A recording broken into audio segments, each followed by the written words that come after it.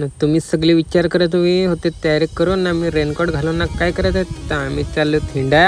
पण एक जण गेला आहे तो एकाला घ्या त्याची वाट नागता आम्ही कवासीन मर ये आता आलं मर कव्वासीन जातील ना घ्या काय सांगू कंटाळलो. तर तसंच लगेच निघालो मग तिकडशीन लगेच म्हणजे लगेच मग पोचलो आम्ही. तर तो वाणगावच्या पुलावर या मेला बांधला आहे तेव्हापासून मला खालसीन जावं नाही ना. खालसीन जात तर पोऱ्या मस्त पहिला नागाय भेटायच्या आता तर त्या पण नाही ना सांगव.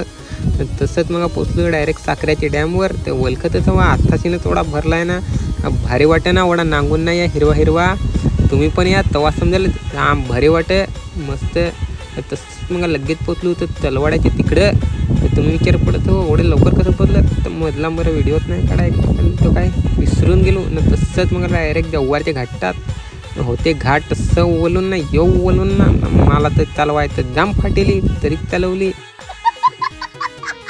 मग थोड्या वेळानं पोचलो तर डायरेक्ट ढग्गात वाने घुसलो.